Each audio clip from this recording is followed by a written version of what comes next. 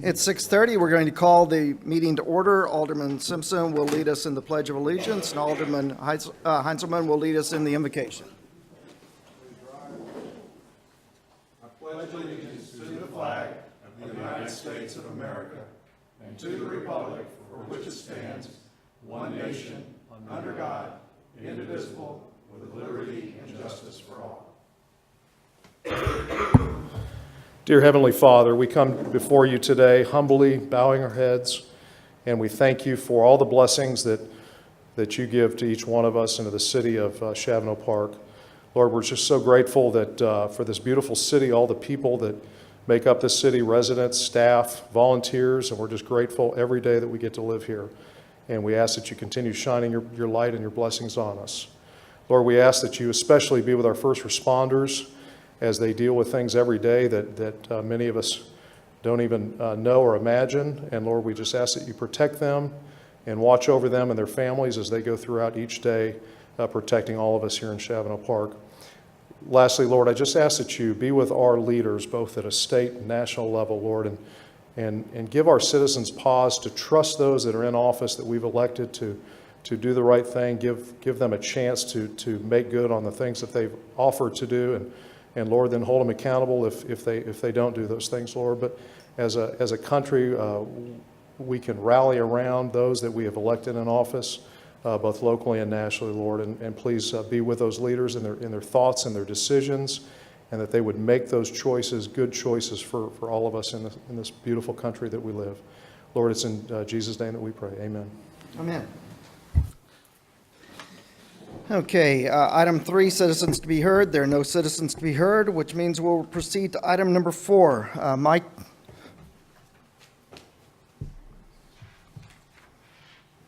Thank you for coming, and appreciate you being here, keeping us straight. Bob? Good evening, and thank you again for being here. We appreciate it. Rhiann? Good evening. Thanks so much for coming out. Alan? Thank you for coming. Item 5.1, Proclamation, Arbor Day, Earth Day 2017. Whereas Arbor Day started in 1872, when J. Sterling Morton called on farmers and homesteaders to replenish the tree population. By observing Arbor Day, we emphasize the importance of beautifying our town through landscaping and trees, as we serve as the trustees for future generations. And whereas since 1970, when like-minded groups of Americans brought environmental protection to the forefront, Earth Day helps support environmental programs, rekindle public commitment, and build community activism. And whereas the Mayor and City Council of the City of Shavano Park, Texas, hereby encourage all individuals, businesses, civic, and service associations to participate in tree planting and cleanup events, to participate in the city's Arbor Day, Earth Day activities on Saturday, April 22nd, to recycle and celebrate nature, and to support efforts promoting awareness of the value of trees and our environment. Now, therefore, it is proclaimed by Mayor Werner and the City Council of the City of Shavano Park, Texas, hereby proclaim April 22nd, 2017 as Arbor Day, Earth Day in the City of Shavano Park, encourage community enhancement projects such as tree and shrub plantings, litter cleanup, and other environmental work and efforts. I want to commend our community as a whole for their participation, for our participation in Arbor Day and Earth Day. Across Texas, it's not one of those holidays that is regularly participated in actively by communities. In our community, I think we've had somewhere in the 15 to 20% participation rate, which is absolutely, no, actually 15 to 20, 25% rate, which is absolutely amazing for our community, especially this deep into Texas. I also want to commend all of the students at Blattman. Their participation last year in our poster contest was a 25% participation for the monarch butterfly. This year we hope that as they go batty on their bat posters that we have a similar participation from those youth. It is important that we as a community involve our children and emphasize how important they are for the long-term growth of our community as a whole. I'm looking forward to having the Bat Conservation International people come this year for our Shavano Park event, having a booth and having a speaker for us as well. I want to specifically commend the individuals who are going to be running our recycling this year. They're going to be run by Truett and Merrill, what's their last name, Bob? Heinzelman. They're absolutely wonderful kids. I appreciate the opportunity for us to dispose of our unwanted paper and our unwanted computer equipment and office equipment. With that, we're going to turn now to 5.2, data call for facts and history of the City of Shavano Park to support the digital archives of the City of Shavano, the history with Bexar County Bibliotech Library Initiative. Bill? Thank you, Mayor. Bexar County has a new initiative, their Bibliotech Digital Story Initiative. And what they are doing, and I'll show you some examples from the city of Somerset here in a minute, but it allows us, and they've opened it up to all suburban cities. And so what the city needs help in documenting the history of Shavano Park, and there's not necessarily a set format for that, but we're really just getting into this where we're just doing some data calls. Will be more information that's posted on the net and that goes around in the newsletter, et cetera. But just for an example, the city of Somerset, they've got their first brand that's on there, and there's a document that you can read through that, and you can get information on the branding piece. Let's get out of that. That you can put maps in your collection, old maps and documents, and we've got some of those we know we can put in, and you can kind of see. For example, there is an old map in Somerset. Is somewhere right in here. It shows all the properties associated with that, come out of that. They've got some bios of old families that were in Somerset, original settlers there, which is interesting. These are just ideas that we're looking for. We can do things like oral histories and tape record it and get that on there. Take a look at select newsletters that may have originated master development plans, those kinds of things. So again, this is just an announcement that we've started this initiative. We haven't really gained a lot of ground on it yet, but once we get some initial documents in there, it'll be a work in progress that can be maintained for years, and we work through that. So I've sent a data call out to the council and some of the folks already. If you know somebody that's got some historic documents, please get them in touch with Curtis. Curtis is going to be our point of contact, and everybody knows Curtis over here. Thanks, Mayor. Thank you very much.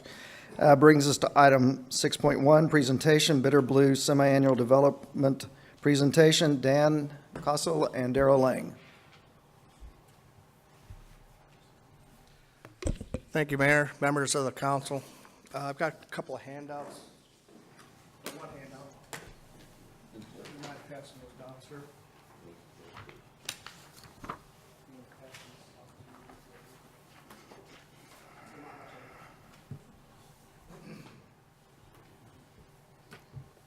Can we go to the master plan, Curtis? I got these kind of out of order, to be honest with you. So I'm going to present just the residential component of what we're doing and wrapping up, quite frankly. We've got one new project, but the rest is all kind of sunsetting, unfortunately, for us anyway. What I passed out to you is our lot inventory at the end of January. And what that tells you, go back to the other map, the master plan for now. We got 4 residential projects. We got Huntington here, and we got Willowwood here, Bentley Manor here, and I see we got a wrong master plan here, but anyway, the Pond Hill Villas is right here, just to orient you.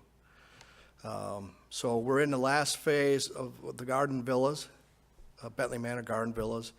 We're basically sold out of Willowwood for all intents and purposes. Huntington, we're about halfway through.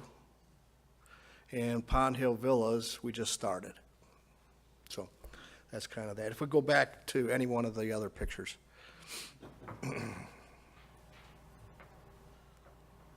There, that's fine. Pond Hill Villas is good. This project started out as a townhouse project. We have since converted it to a single-family individual project. There's 5 or 6 house plans, but we're finding that the buyers, which only are 2 right now, want to customize the plan right away. Bless you. Want to customize the plan. So our ideas of having just set plans probably isn't going to be just set plans. So this buyer is still discerning. You know, they really want to customize and do things their way. We were trying to hit a price range of about $400,000. I think that's going to be exceeded by these custom features that people want to. The market studies tell us that that's where the market was best, but it's just different in Shavano Park, you know. If you want a real nice, big garden home, you can go to Bentley Manor still and buy one there.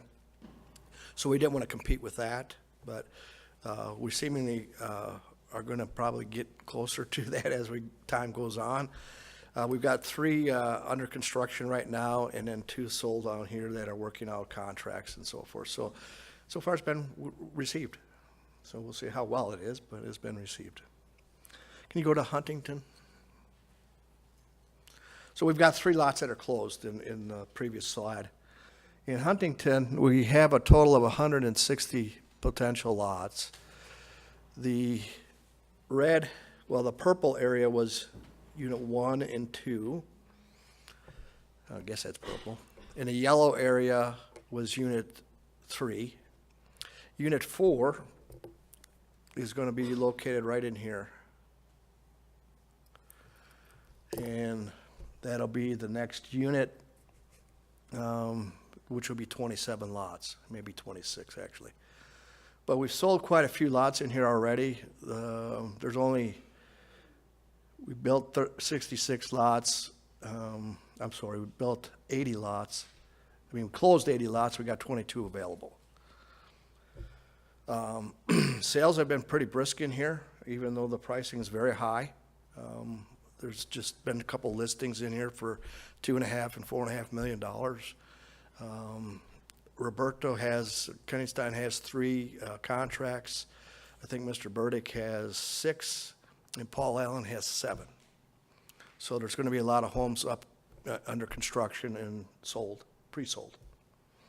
So your city has attracted, and the subdivision has attracted some really great buyers, all high end. If you could go to Willowwood, yeah, well, no, we don't, that's fine, we'll go here.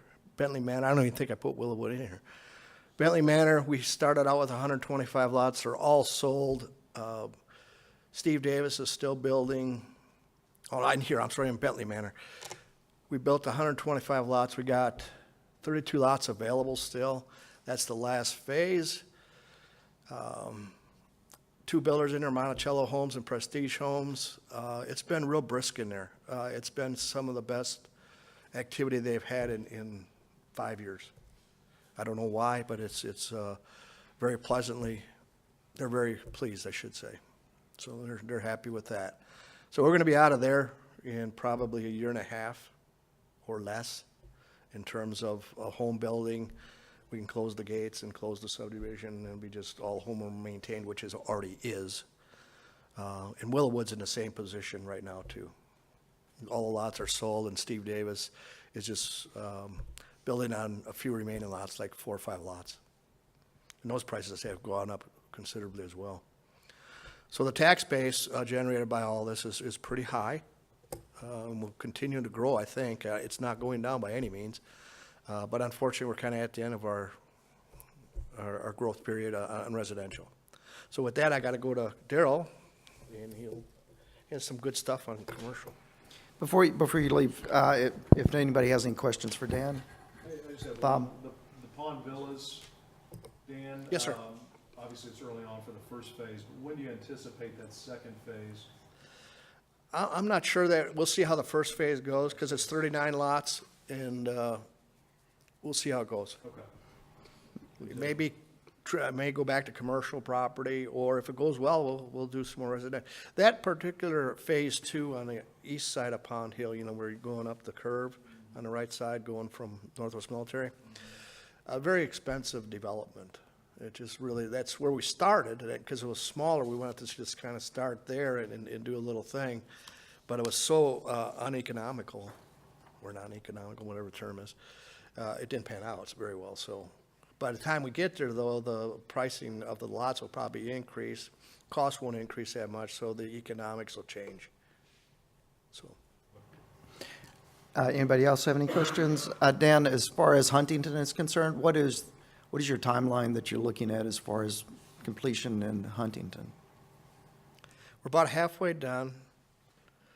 I believe we're probably another 4 or 5 years. I mean, we put them on at a slow pace. We're going to put 32 lots maybe on the next one, and then maybe a 20 and a 20. So it's probably 3 more units. You don't want to put too many of those kind of lots out on the ground because then people have no sense of urgency to purchase anything. So we kind of keep them small. We gap out quite a bit, which is a bad thing for the builders, but it's certainly a good thing for the project in a whole. Okay, so probably under 48 months. To develop it, Yeah, not to build it out. yeah. For example, in Bentley Manor, our very first unit we put on 84 lots. Of course, it was the worst time in the world to put them on. It was 1987. You know, couldn't be a worse time to do something back in the day. But people had so many choices, there was no urgency to buy anything. You know, well, I'll wait till the 50th lot's gone, and it'll be the same lot that I was looking at today. So, you know, I don't have to do it today. So that's what we do. Thank you very much, Dan. Yes, sir.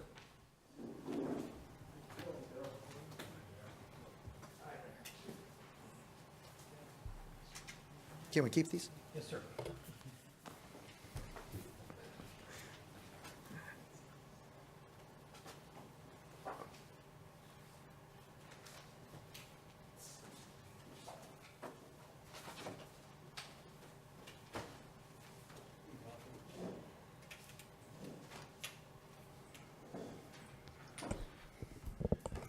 Good evening, Mayor, members of City Council.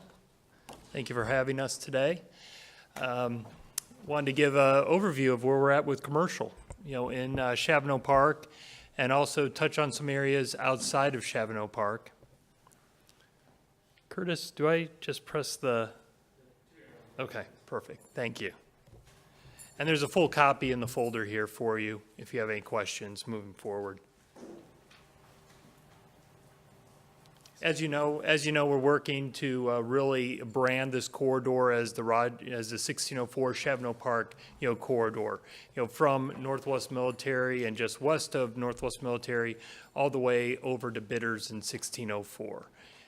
Obviously, as you know, a lot of activity with office and, you know, restaurants and other users. And this is an example of the corridor right here. And again, a lot of these exhibits here are draft and conceptual. They're always changing.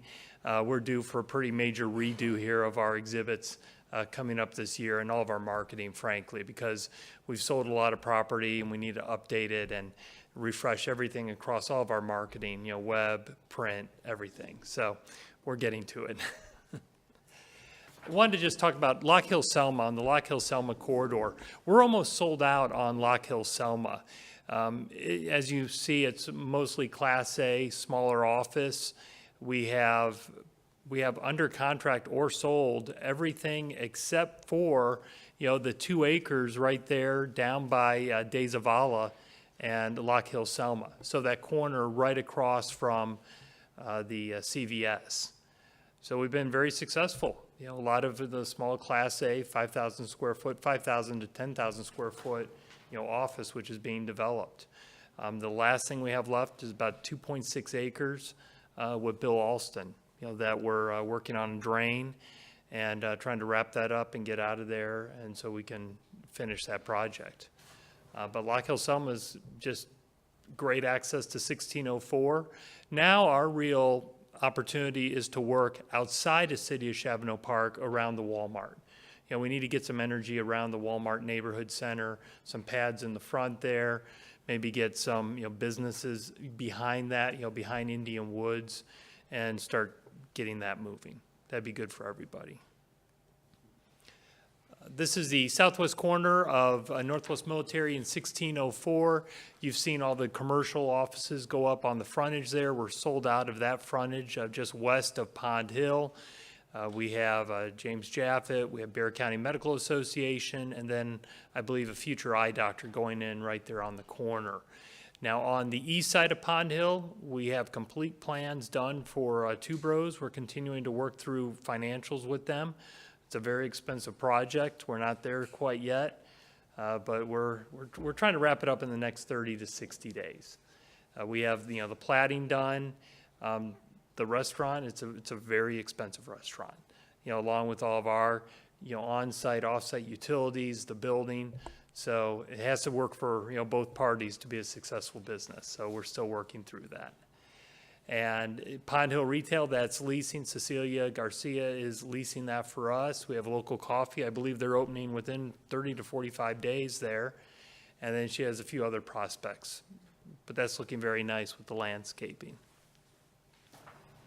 That's just another schematic of 1604 office. There's a schematic of, hopefully we'll get the Dady deal done, and that will show you their site plan. Then we'll have a future commercial pad there just east of Pond Hill.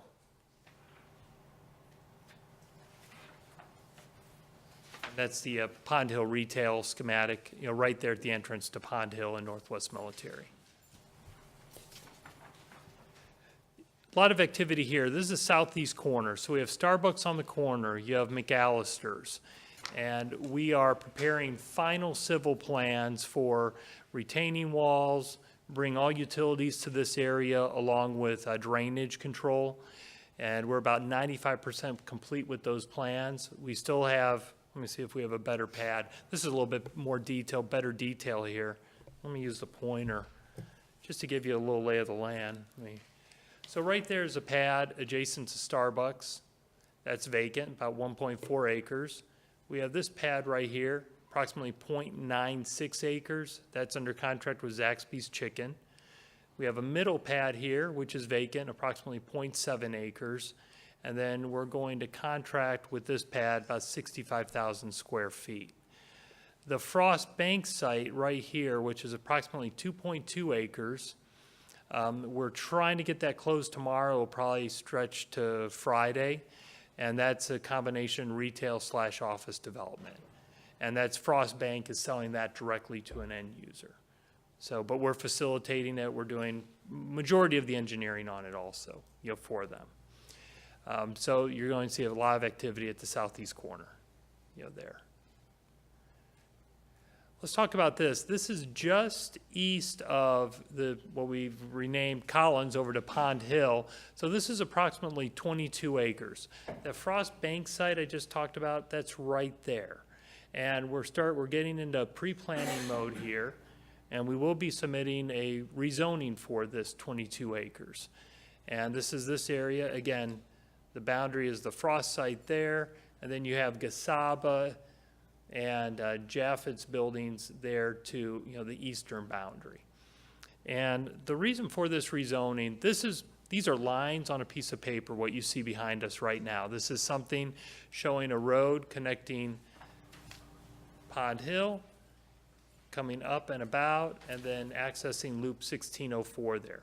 That's the only area where there's access to Loop 1604 with grades and drainage on this, based on preliminary engineering from Pape Dawson.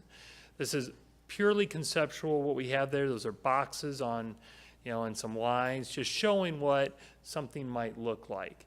And again, the reason for the rezoning is to take that from a B1 to a B2. For example, this is 22 acres. We're in the perfect spot where a movie theater might want to situate here, in between the Santikos property at 281 and then the Rim. It's far enough, it meets the requirements that they're exactly far enough from both of those entities.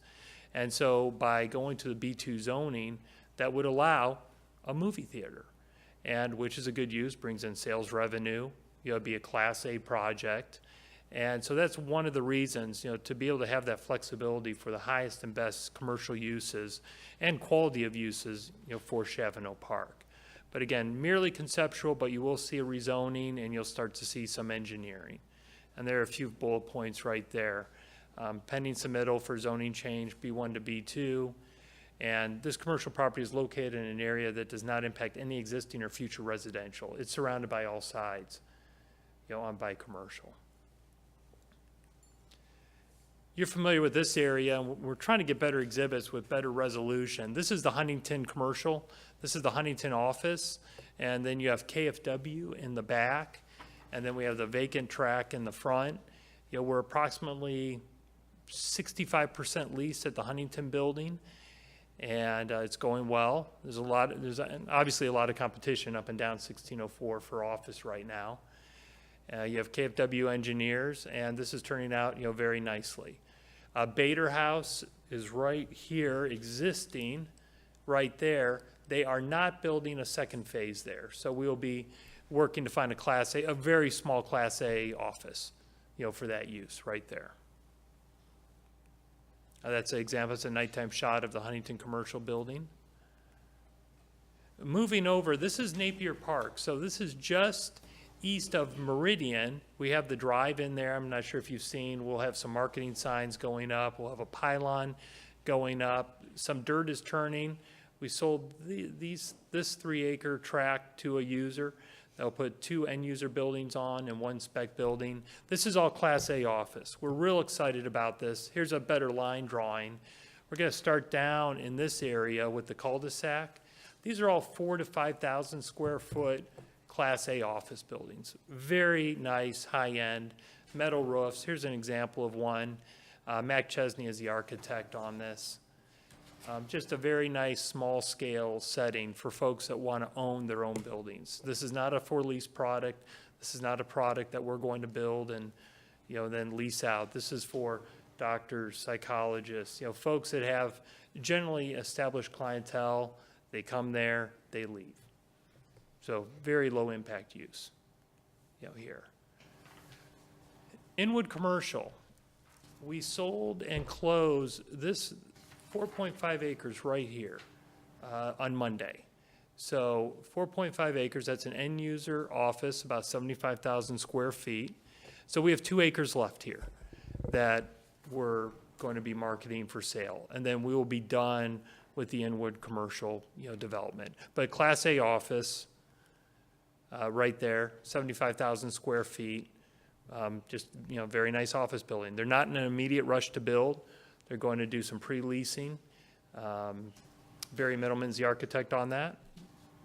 And, you'll see it going up here probably about a year and a half or 2 years. Switching to the north side, the Ridgeline, project with Embry is, Dan, have they started leasing? So they've started pre-leasing already. And you can see Class A, there's a picture of the pool there. You might find Dan there on the weekends.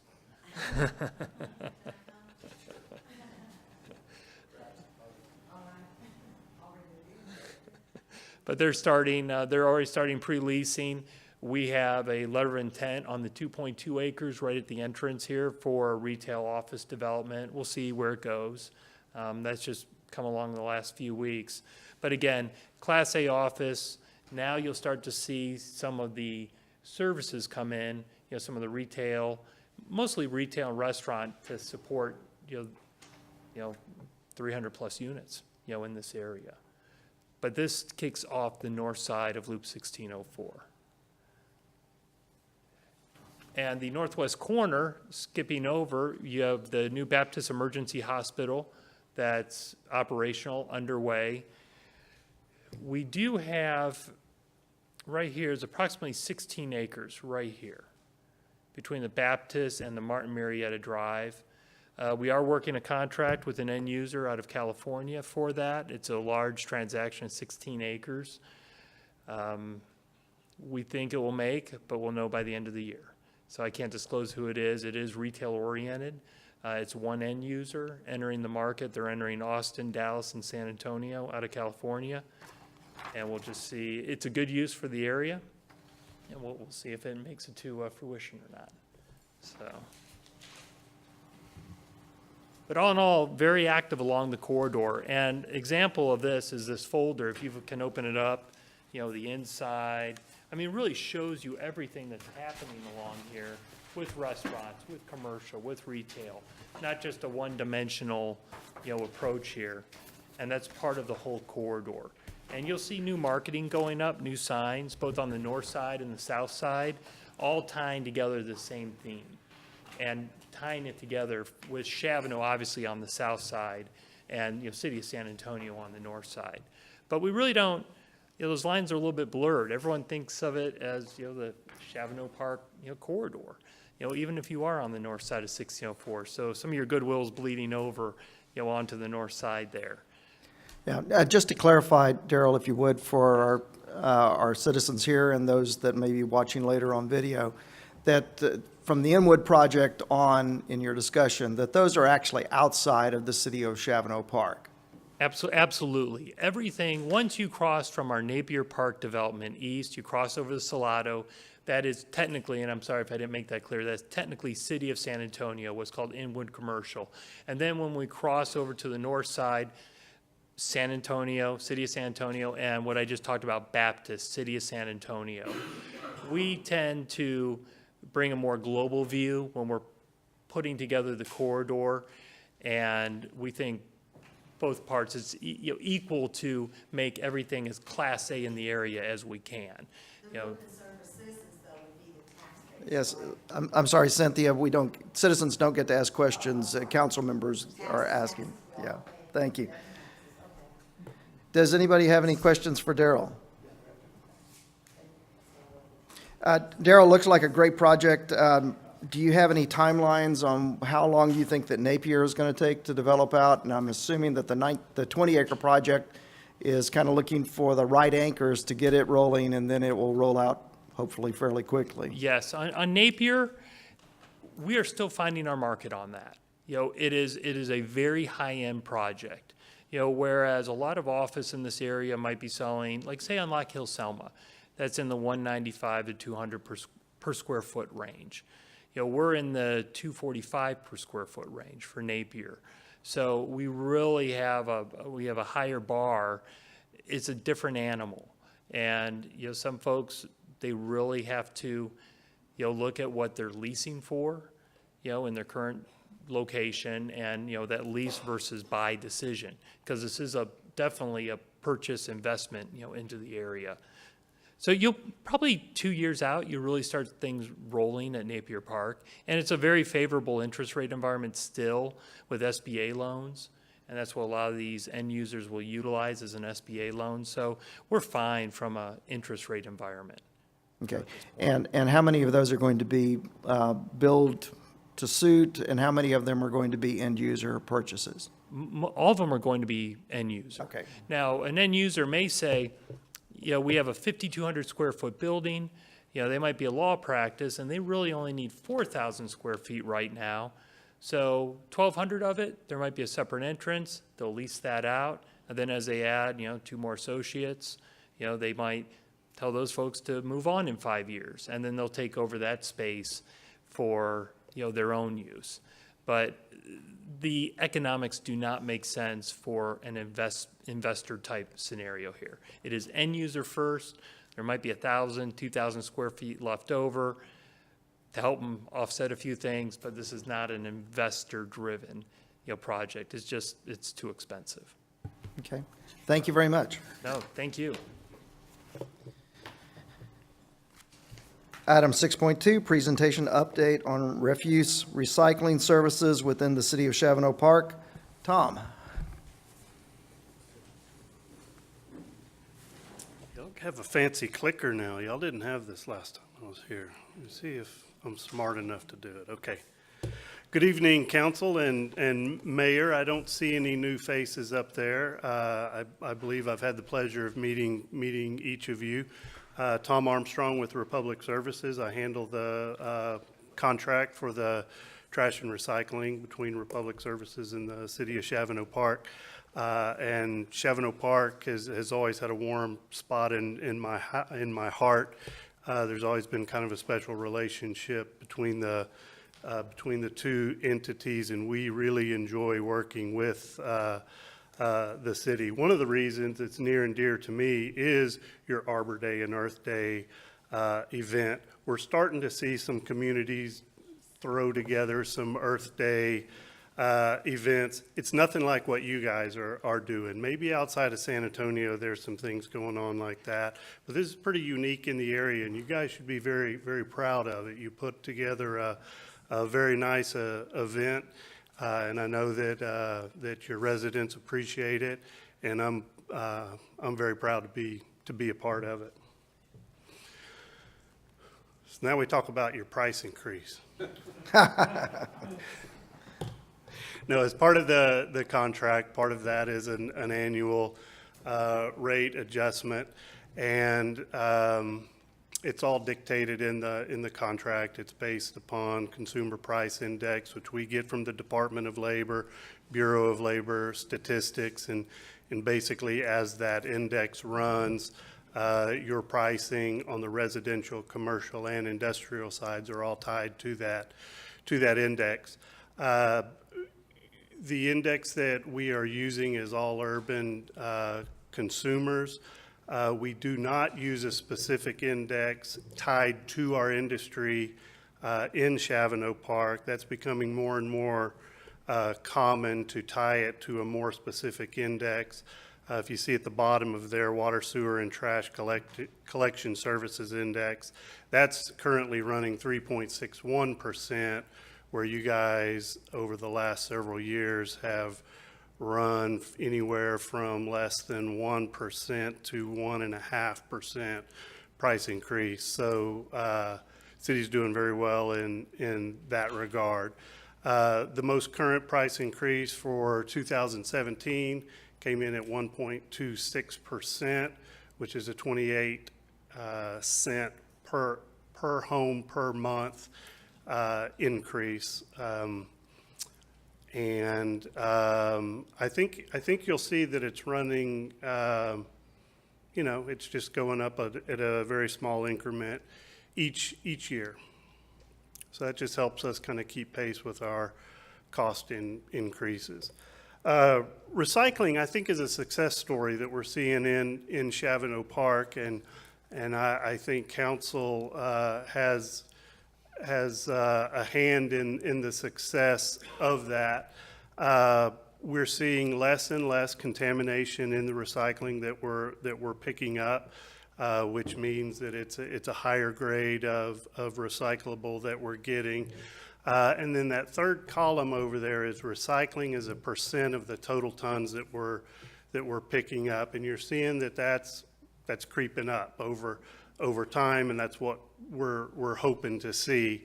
It's not a very large sample size that I have up there, but it's what was available to me. What we're hoping to see over the years is municipal solid waste tons coming down, recycled tons going up, and recycling as a percentage of the total tons going up. We're seeing that on a small scale. We don't really see the solid waste tons going down, although they did decrease from 2014 to 2015. They did spike up in 2016. Hard to say what that could be attributed to. A particularly rainy year makes trash heavier.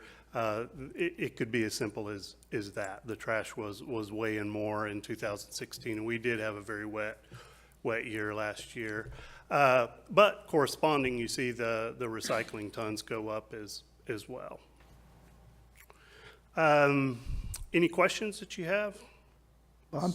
So on that increase in the tons, could it be that we finally have I think we're making small progress, small steps in educating our residents that they can't recycle glass, to many people's dismay. Of course, we've had this conversation over the last several years, but do you think that could contribute now that they're actually putting it in the trash? It certainly could. One of the heaviest things that go into a trash can or a recycling bin is a piece of glass.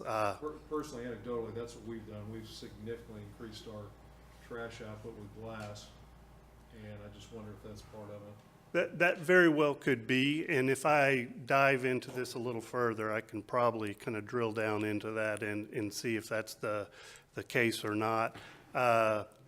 If you'd like, I will do that, and I'll get a little, some. Rather, what I'd like more is you tell me we can recycle glass, but we haven't got that yet, so.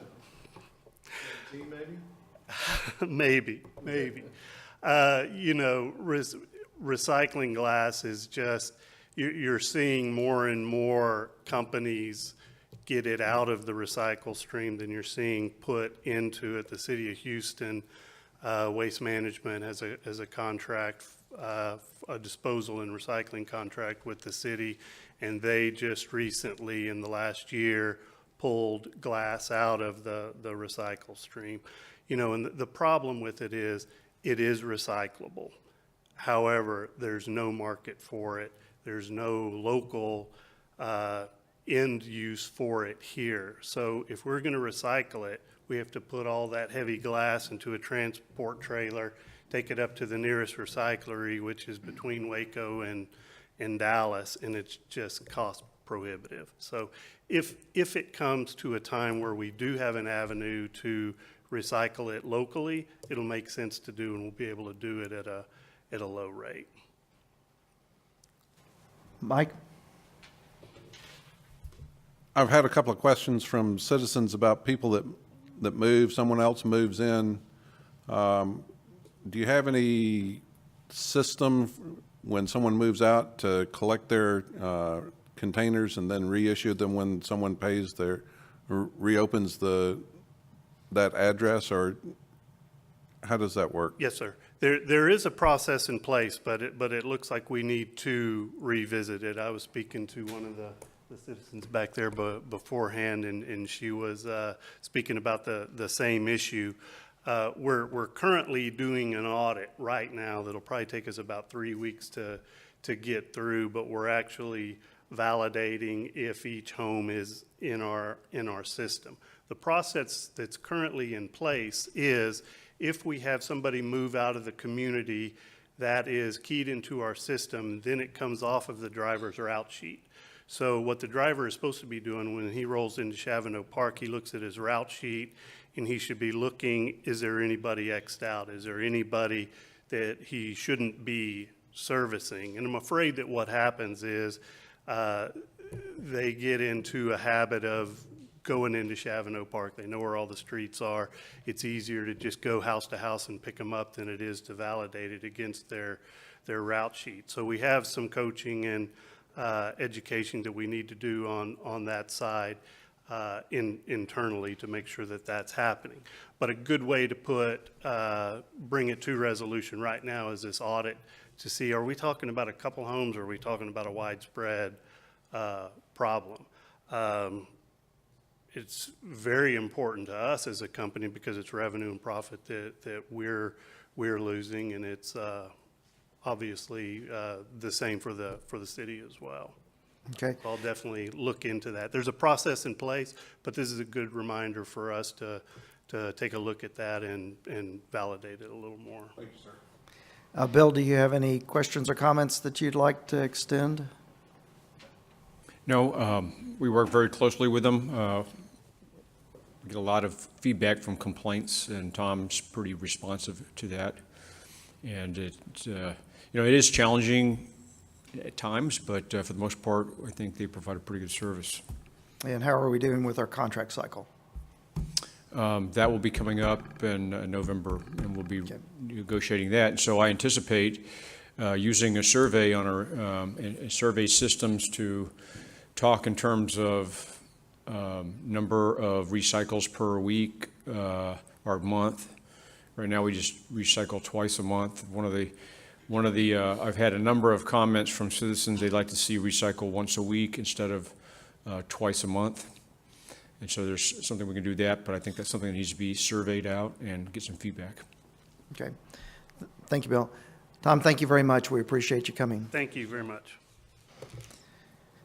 Item 6.3, discussion action ordinance O-2017-005, amending Chapter 2, Article 5 of the City of Shavano Park Code of Ordinances to conform to Resolution R 2015-024 regarding policies and procedures governing the management of public records. Bill. For background, there's two elements of this. This action is primarily focused on amending the ordinance on our records management. Last year, we looked at this ordinance, and it required that we have a records management policy, which did not exist. So last year, we drafted up a policy. We worked through the council and the city attorney, and we passed that policy. This year, we looked at, on an annual basis, reviewing our policies and making sure they're up to date. In fact, we looked at that records retention policy, and we did not see any requirements for change. But when we looked at the ordinance, we noted that it was originally approved in 1990. It established the records retention policy, but it's never been amended since 1990. So staff took a look at that. Included in your packet is track changes. The primary change is that the 1990 ordinance formed a records management committee. To our knowledge, that committee has not been formed in any recent time. Our assessment is that it's not required, and this ordinance updates the current policies to make sure that the ordinance and the policy is in sync, and other minor things like definitions, and removes that committee. So subject to your questions. Okay. Do we have a motion? Bob has made a motion to approve Ordinance O-2017-005. Do we have a second? Second. Alan is seconding the motion. We're now open for discussion. Anybody have any discussion points? Mary Ann? Only question I have is back in January of 2016, we agreed as a council, I think except for one member, regarding the keeping of video records for 2 years. And I just want to make clear that that doesn't do away with that or impact our ability to do that if we're amending the records retention plan, because that was specifically related to the records retention policy.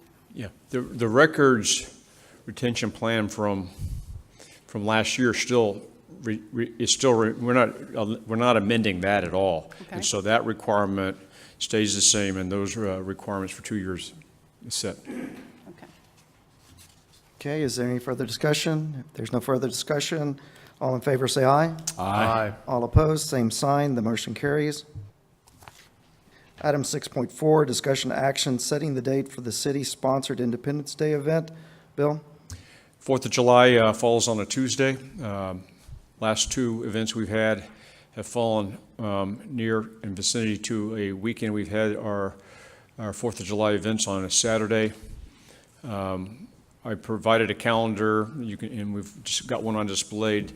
You know, potential dates are the 1st of July, the 4th of July, or the 8th of July. Staff looked at that. There's probably no right answer to this, but we are recommending approval of the 4th of July as the Independence Day celebration Okay. here at City Hall, you know, so that the city function happens on Tuesday. Okay. Do we have a motion? I would move that we approve Tuesday, the 4th of July, as the City of Shavano Park Independence Day for celebration. Okay, we have a motion to make the 4th of July Independence Day celebration for the city from Mike Simpson. Do we have a second?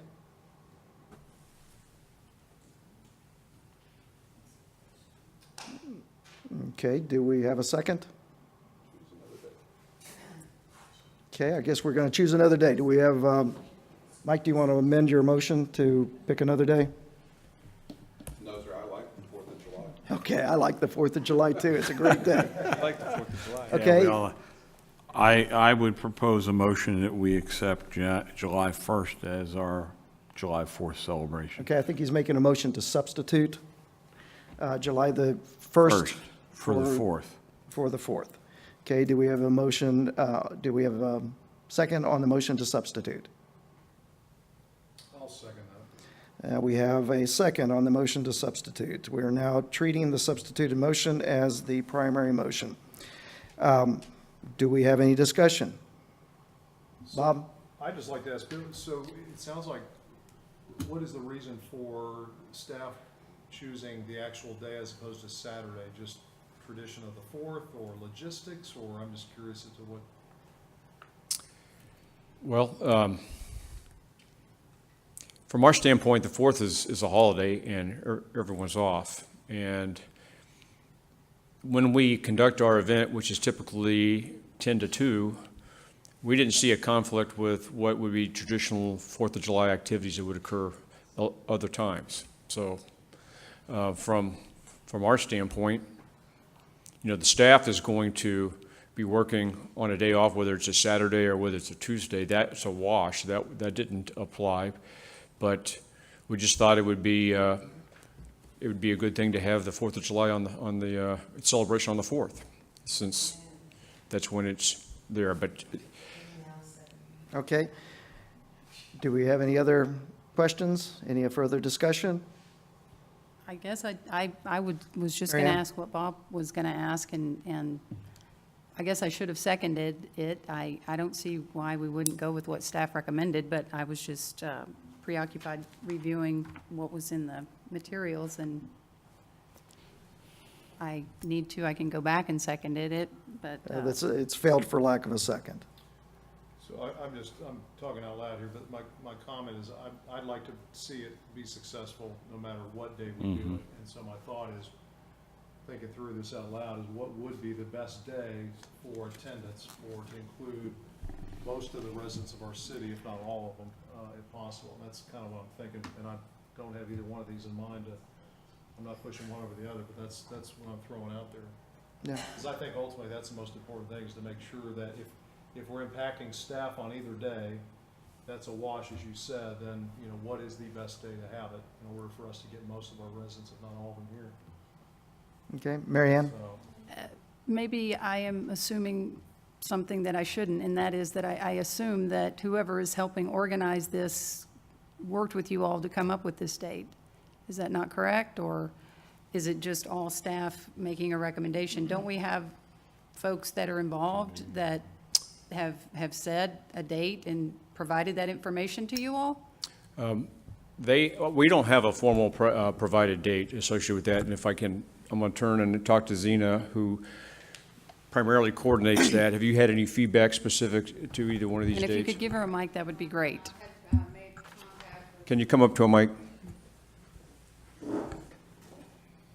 Made initial contact with some of the committee members that were on the committee last year, but we've not been able to make definite contact and decided, present a date on recommendation. Do you get an idea from them that the 4th is not a good date? No.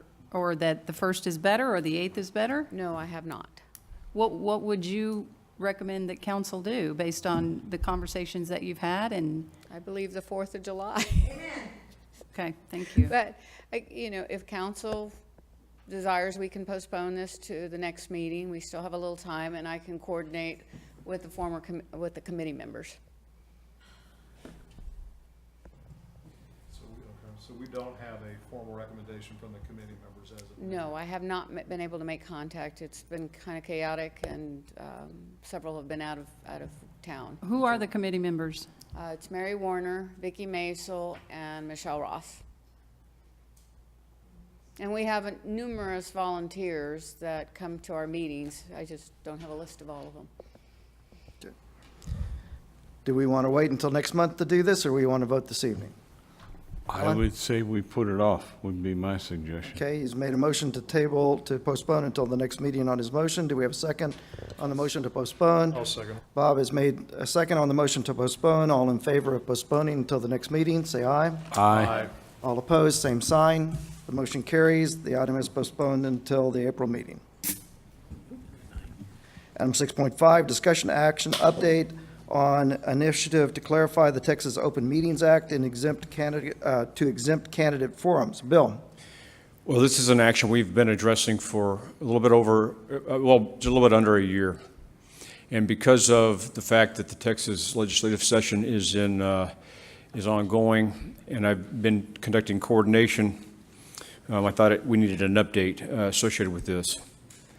So I don't know that I'm going to go through the entire background and history behind that, but the short of the answer of that is, in terms of our Meet the Candidates nights and our public candidate forums, there was considerable question as to in terms of what the posting and the agenda requirements, how much detail was required of the agenda, did the questions have to be listed specifically in the agenda, and we got conflicting information from various sources, And, you know, part of the answer was, well, we're not exactly sure. There's no case law associated with that, but, you know, here's our recommendations and here's how it would go. In June, there was a resolution approving Shavano Park seeking our state representative and senator to sponsor legislation to amend the Texas Open Meetings Act that would enable elected officials to participate in candidate forums in which no action was taken and not be subject to the Texas Open Meetings Act. There's other examples of that. For example, socials. The council can go to a social and not discuss business, and that would be exempted. Same thing with conferences like the TML annual conference and those kinds of things. Subsequent to that, the mayor sent letters to both our state senator and our state representative asking for their support. Initial coordination seemed to be optimistic and supportive. Mayor Warner also in August traveled to Austin, and he made a case in front of the TML Legislative Conference where they addressed pending topics and issues, and TML voted to not only support but to take on this as a TML-sponsored item. They adopted it. It was also addressed in the Bexar County Suburban Cities Coalition that Judge Wolf addresses, and there was support there, but no formal action taken there. In December, TML drafted the language amending the Texas Open Meetings Act to exempt candidate forums. Coordination was made with Senator Campbell's and Larson's office. Senator Campbell's office sent that to the Legislative Council, which then needs to review that and provide their feedback on it. I've been checking on that, and it's been, you know, we haven't received it. Finally, on 10 February, I received an email which was attached in your packet from John Oliver, who was Senator Campbell's chief of staff. Indicated that although he had not seen the Legislative Council's input back and it's not been returned, he expressed some reservations as to whether it was needed. And so, again, he questioned whether this was needed at all, and whether a candidate forum or meet the candidate was not something more like a social. It would be exempt under that. And further, that the language provided enough leeway for incumbent candidates to speak freely at such forums, and we found no record that the statute has been enforced in any way prior to that. So I passed that to our city attorney as well as TML, and Charlie provided and his team provided a more formal opine on terms of what the rule. Actually, they had provided that before previously, but Charlie put me in contact with a liaison from his firm that sometimes addresses these legislative issues. And she told me that she was going to meet Thursday with Senator Campbell and her staff anyway, that she would inquire that while she was already addressing other issues. At that meeting, which I just found out feedback on that, Senator Campbell's office indicated that they did receive the Legislative Council's feedback back, sometime last week. But before the senator agrees to file, that she wanted an AG's opinion or an engagement of such. Is she going to do it? And she did not volunteer to do that. Which there's constraints on who can do it and who can actually request an AG's opinion. They also made note that while the draft language included exempting of public forum or candidate forums, that it did not include language such as a town hall, and that was one of the original concerns that TML had a number of years ago. Today, Mayor Warner and I had a teleconference with Representative Larson in his office. And so the summary of that is that his position was we can file the bill, but we will need Senate support. the lack of Senator Campbell, who's our local senator, would call the bill to question. It's possible that you can find another sponsor through use of TML, or perhaps Denton, Navarro, Rocha, Hyde, and Zek. What he did offer was that he was going to personally send an email to Senator Campbell asking her to support the bill, and that would put on notice that the mayor intended to call Senator Campbell to have a further explanation. But he's willing to file it and set a hearing as soon as possible. He was supportive.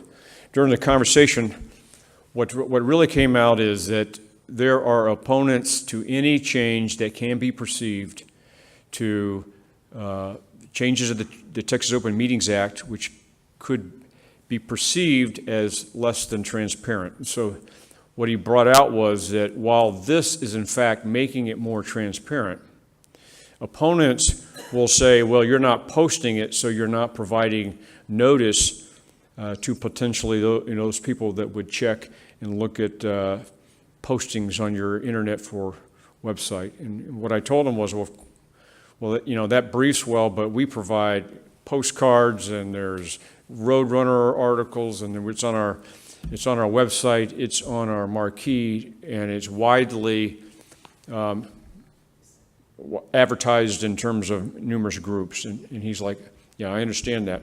One of the examples he gave was that last session, in fact, it was at the desire of Shavano Park, we brought this up, but it's not a new issue, is that postings for ordinances and various things are required to be posted on the newspapers and at a great cost to the city over time. And a lot of cities have had an initiative, including Shavano Park, as to why not just do this on websites or create a central website that all postings occur, so that everyone would just go to one website and they can see everything that's going across all cities. But the opponent said, well, you're eliminating a method and a means for notifying certain populations, in this case, folks that read for example, the San Antonio Express News. He gave his feedback that he was just given all kinds of feedback negatively about introducing a bill that would reduce the transparency of open meetings, which in fact could be argued was completely opposite of what he was trying to do. Anyway, that's where we stand, and so there's a couple courses of action that we can do.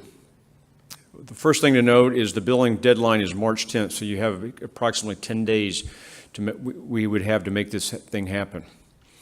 We're obviously going to pursue Senator Campbell through both Representative Larson putting some pressure on her and the mayor, but if that doesn't work, the question is do we, how much do we pursue this in terms of trying to find another Senate sponsor? And first through TML, but also through our city's law firm, who has somebody that works the legislative session every day. I talked to that representative. Her name is Attorney Gonzalez, and she did not indicate that this would. She did not anticipate this would be a great cost of thousands of dollars. It would be some cost, but they provide a lot of services on behalf of cities. So that's probably the summary. There's a lot of information in your packet. Didn't mean to drone on, but I think you needed to set it up, and I wanted to make sure that we provided an update to City Council on this. Thank you, Bill. I appreciate that. I would like to comment that Representative Larson has been very supportive and cooperative with the community to this point. Do we want to have any discussion? Yeah, I just had one question. Alan? And I know I've been scanning through here, Bill, but somebody in this whole chain said, if we just posted it, this is more of a social, not a social meeting type thing, but no city business will be brought up or conducted, that would satisfy any naysayers. Who was it that said it in here? I can't find it again. That was the email from the Chief of Staff on 10 November. For John Senator Oliver. Campbell? For Senator Campbell? For Senator Campbell. And again, yeah.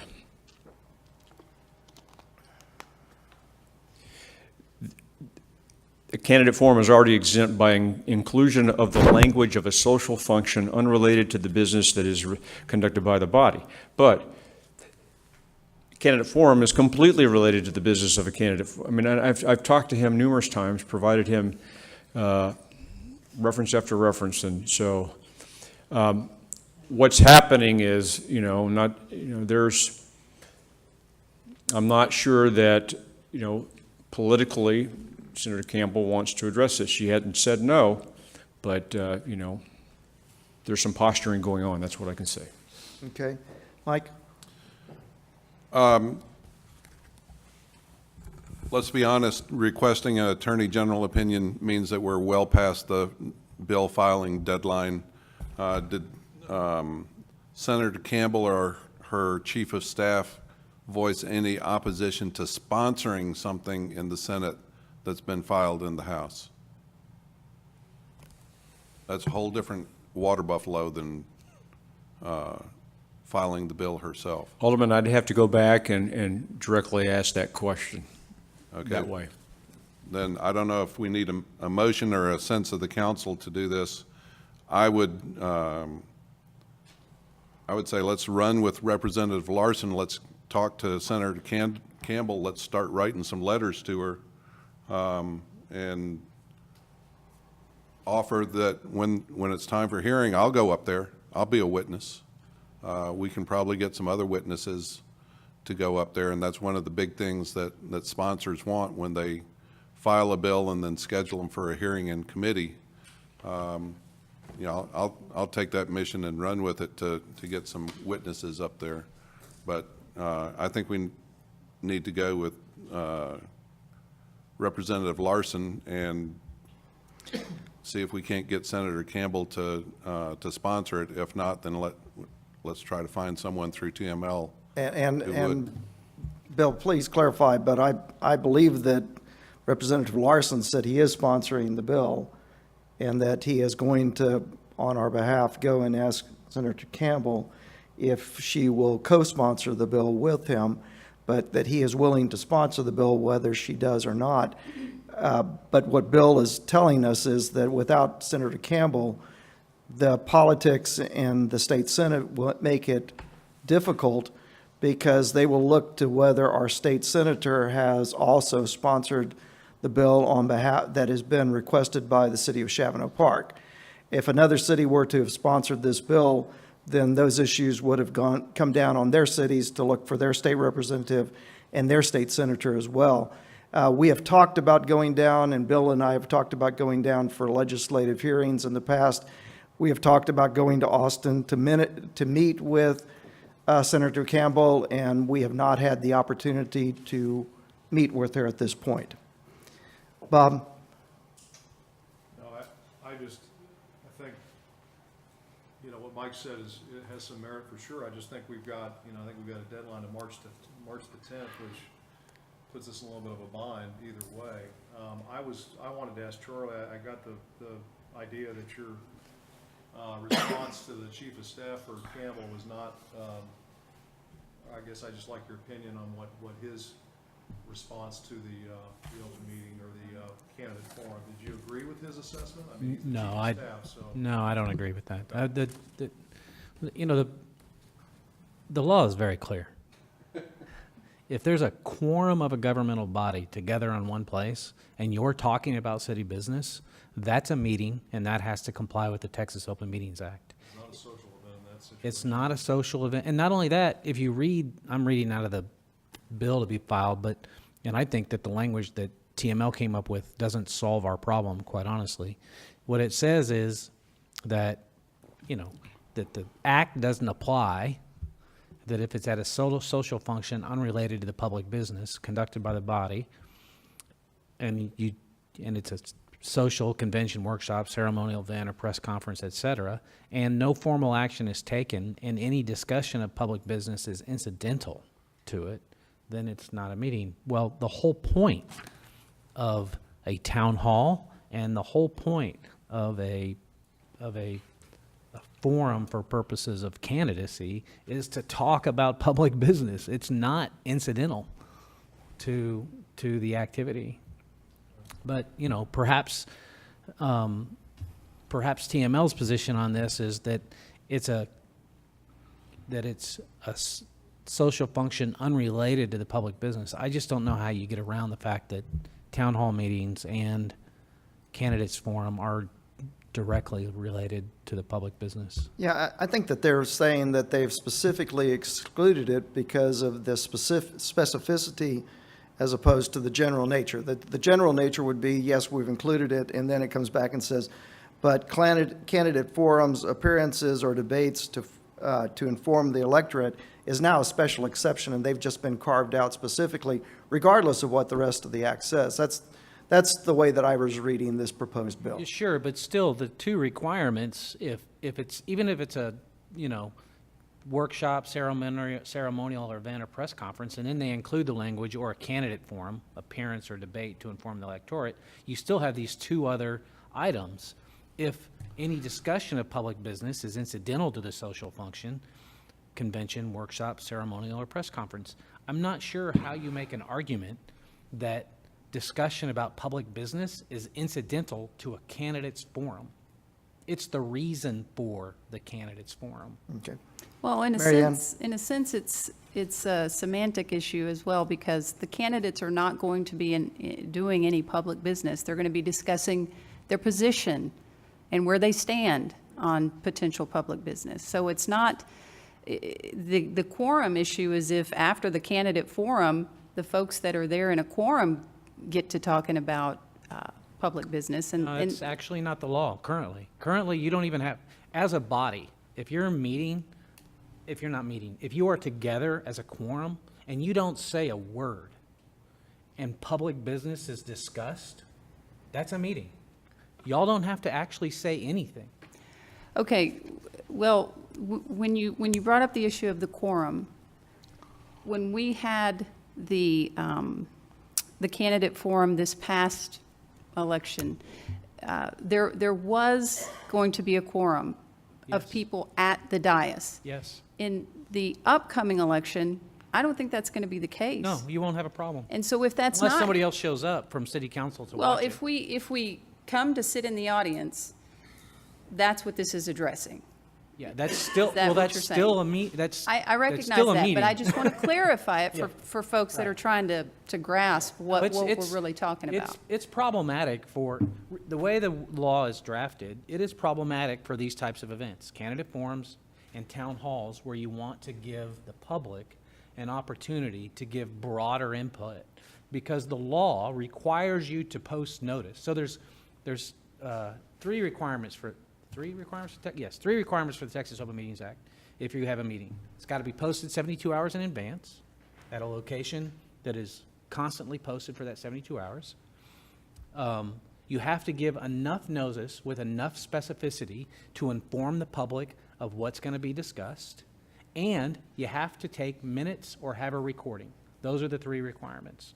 And so that was our problem last year, if everybody remembers. We were going to have a candidates forum where we were going to have a quorum of our governing body at a forum whereby public business was going to be discussed. That's a meeting. How did we notice that? That was the issue, if you remember correctly. And it's the same problem with town halls. Different lawyers handle it differently. Some lawyers say, list every possible discussion topic. Well, in my mind, that's like not having an agenda at all. I mean, if you've got 4 or 5 pages of things that could possibly be discussed, you've essentially, wiped out the possibility. So, it's problematic. It'd be nice if we could get a change in the law to make it easier on our governing bodies to hold these type of town hall meetings that allow for a broader discussion of information between elected officials and citizens. And then also to allow these what is in my opinion, the foundation of democracy with respect to having these candidates forum, which give the citizens the opportunity to hear the positions on the issues by everybody in one place, and also allow those elected officials who are not participating in the debate to also come and hear those discussions. Right, it's just frustrating because I think the intent of the statute is clear, that it's for the residents, it's for the people to be given access to what government officials are doing, what they're talking about. And I think that despite what different attorneys might say, I think the intent of the statute was for the purposes of opening up government action and/or discussion about government action to people. And so, you know, while city manager was talking, I just went and looked online, the YouTube channel for town halls and candidate forums, and came across several that are just up by cities that are posted, taped, submitted to the city's channel, and there are several in Texas that do that. And I know that the video. I agree with that. They do it, but they post an agenda. Right, I just don't know and what that agenda looks like. Right, and I recognize that the posting of that on a city channel, that's not the issue here. I guess what I'm trying to determine is, are we deciding whether or not to have a candidate forum based on whether we get a yes or a no from council and/or a yes or no from these Yeah, these folks and I that think we're that that's waking- beyond the scope of this agenda item today. That was not the intent. My intent was to report back, and really, I don't need any action, but Okay. I am looking for some consensus in terms of, and I already kind of got it. I should use every means available to work towards trying to get Senator Campbell, and if that doesn't work, another senator, to sponsor this. I think it's an important enough issue. Everyone here is pretty consistent with this. I think there's a lot of options. We were fortunate to have Representative Larson offer to directly engage. He basically said, hey, you know, she's asking me to sponsor some of her bills, and so I'm going to ask her to sponsor this. And we'll work through that. So I've got the sense of what I wanted, and I also have provided an update to you all. Does anybody else have any more points that they'd like to make? Okay. We're now to item 6.6, discussion, action, update, and report on the current council subcommittees. Mary Ann, do you want to let Bill start with this, or do you want to start with it? It's up to Bill. I was just trying to get an update because I was seeking clarification for myself for any subcommittees that I might be on and wanting to know what I needed to do, if anything. So again, in the packet, Zena went back 3 years. I think she got most of them. There was one of them, I think, that emerged out that may not have been captured. But there was a number of subcommittees that council has formed. Usually it's a 2-person subcommittee. And just to kind of review for the audience, in case you're not looking, in 2014, there was a health benefits subcommittee, Alderman Heinzelman and Mayor Pro Tem Ross, and that was during the budget process, so we could get into the details of that. City Council Handbook and Orientation for Incoming Council, that was designated to Alderman Maisel and Mayor Pro Tem Ross. That has never been addressed. A website committee, a web design, another benefits subcommittee in 2015, and that was Mayor and I think Alderman Heinzelman. I did not include that on the sheet, but I was reminded of that one. There were 2 subcommittees, one on the international codes and the electrical codes. One was on the fire codes. Then there was another website design committee, access to city resources by the mayor and the council. Then there was another policy on City of Shavano Park resources. So most of those, there was some action taken. You know, like always, you can take action. It doesn't mean that it's, we labeled it complete, but doesn't mean it can't be reviewed again or resurrected. Last July, there was a compensation study. That's the last one that was done. There was Alderman Barrier, Mayor Pro Tem Ross. There was a subcommittee on city manager objectives discussed in a workshop in terms of city manager review and the format.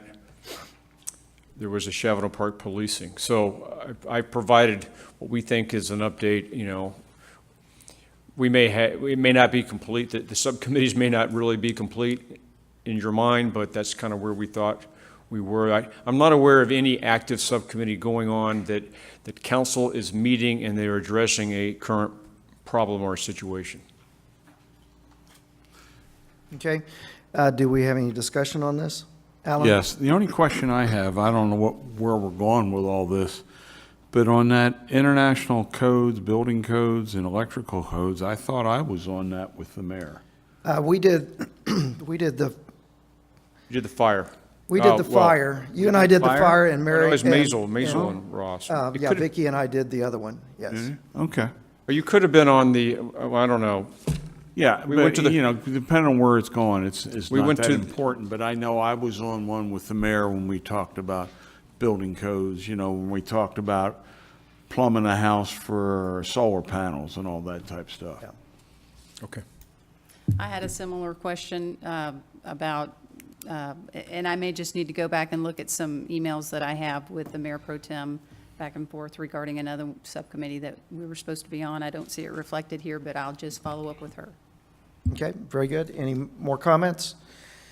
Okay, brings us to 6.7, discussion action, PEG funds, history of local PEG fee collection, current available funds, statutory limitation on eligible expenditures, and statutory provisions governing collections, available options. Mary Ann, do you want to start, or do you want Bill to start on this? There is a lot of information here. I think this was about 45 pages, and I think Bill did a great job of putting the information together and trying to track everything that's been done. I think what's reflected shows that I'm not the first council member to raise the issue of what the heck are these PEG funds and what can we do with them. And my purpose in bringing it up is to find out if there's a way to use these. We've almost got about $100,000 now. I think it tracks almost $4,000 every quarter that we increase and add to this influx of money that's kind of wrought, I guess, as explained in here through the franchise fees with the cable company. And my purpose for bringing it up is I know I keep asking about microphones for example, Ms. Tedford. And if we can use these funds to upgrade council chambers for the benefit of residents, then I'd like to see if we can do that. And so I bring this up to see if any of my colleagues on council have questions about it, comments, thoughts, and what, if anything, we can do with these funds. I have a question. I don't quite understand the phrase, if we can spend the money on council chambers. Are you talking about the video equipment, or what are you talking about? Right.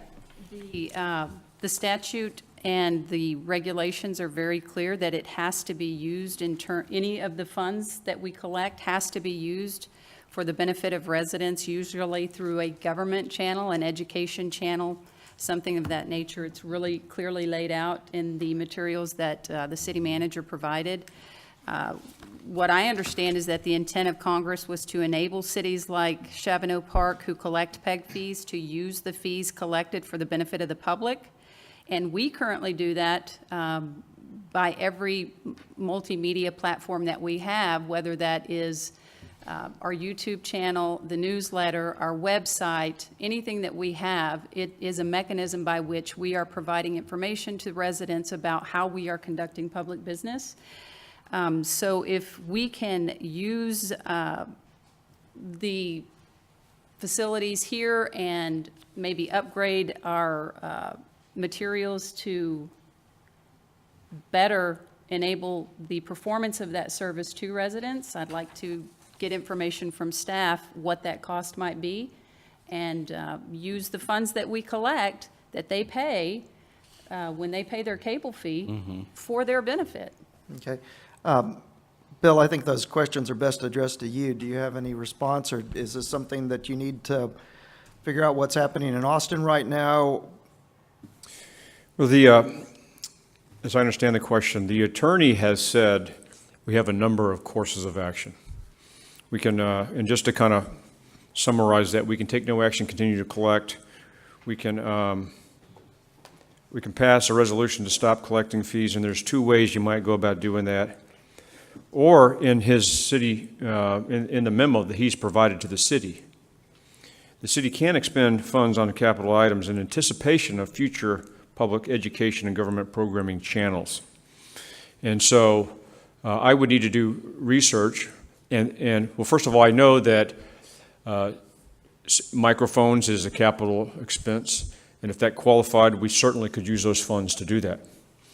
And then what I would need to do is spend a little bit more time researching in terms of, in coordinating with the attorney in specific terms. If we say we intend to do this in the future, it's going to take us time to build the material up to be able to do this, which cities are doing. They're saying, I don't have a channel now, but I intend to in the future. Don't know when that's going to be. Whenever I qualify to do that, then I'll get my channel up and running. And in the meantime, they're spending funds. Now, I'm paraphrase that, and that could, I don't know if that's accurate. And I would argue that the website is one of the platforms that Congress didn't envision when they passed the legislation to create this requirement. And I think that that's what's reflected in the documents that you see here. It shows that it's an evolving process. Technology wasn't what it was when this legislation was passed. It continually evolves. And so arguably, the website and our YouTube channel is that. I mean, that's what I would argue. I know that other attorneys would argue possibly otherwise. But I think that if you look at it now, all of the content that we have on our website currently, we could absolutely have 8 hours a day of programming if we wanted to use a PEG channel that was on a television. But why do we need to do that if we have a PEG channel that is our YouTube channel that 8 hours a day could stream all of our public governmental business? So I just want to clarify that when it comes to... I've always thought that this needs to be changed and that the definitions of these things eventually will be addressed. It's just, again, it's a matter of when, and it could be a number of years, and there's a lot of opponents to this. I don't know, Charlie, if you can provide any kind of more practical example of another city that you guys might have clients. In what context? In terms of they don't have a active channel now, but they're using the funds in anticipation of doing it in the future. Oh, I don't have any current clients doing that. Okay. Mike? Wait. Sorry about that. I do. The City of Shirts. The City of Shirts has a program for purposes of implementing a public access channel through whatever cable providers that they have, and they are in the process of upgrading. At least I gave them an opinion that they could use those funds for purposes of upgrading certain equipment towards the future creation of a public access channel. And public access, is that internet-based or is that cable only? Not under the current Traditional Not television. under the current regulations. It's not. So that's my point, because I would agree with Alderman Heisel that I think that, to me, the technology has changed, so live streaming through a website would not qualify even today. Not under the current, definition. Mike? But if it does, I mean, I think we are anticipating that happening. You're saying, and I know this has been the last 3 years that I've been on council, we have just been befuddled on how to handle this. And it's either let's give the money back through the PEG funds or let's, just table it. And I think we need to make a decision. I think we need to start being proactive and trying to take advantage of the opportunities in front of us. But I'm not willing to do that if you're telling me that, no other cities are pursuing that. Well, not on the internet, not right now, and that's just simply because of the way the legislation is drafted. Right. It may change in the future, but it also may change who does the collecting. Because if you think about it right now, it is the cable company that provides television Right. that is collecting the fee. And so I think that they would have a problem with their prices being higher so that you can use the internet instead of their cable channels. And so that would change who collects a fee. It's a lot like your hotel occupancy tax, right? It causes the cost of a hotel room to go up. So who are the people who are going to be most upset if you don't spend that money correctly? The hotels. And those are the folks you have to worry about. But it's a little bit, it's most of the time, the cable company, whether it's AT&T or Charter or whoever, they're providing, usually you're bundling your cable, your internet, all of it. So it's all together. I don't disagree with that. So, and, you know, in the documents that you provided, in the documents that the city manager provided, it talks about PEG access channel capital facilities are all facilities and equipment used to provide governmental access channel capacity program and transmissions, which would include but not be limited to coaxial and fiber lines and all other physical connections, production studios and studio office furnishings and sets, and property having a useful life of more than 1 year.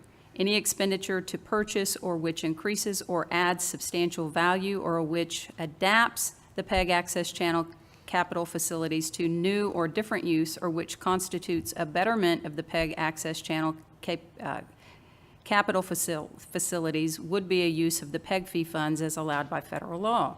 So it talks about the transmission. It doesn't, I don't see in here anywhere where it requires that it has to be on a television. The reason why I say that is because my understanding of what cable companies are going to be doing in the future is getting rid of those because of the platform capabilities that technology provides with respect to streaming that information and not necessarily on a cable channel.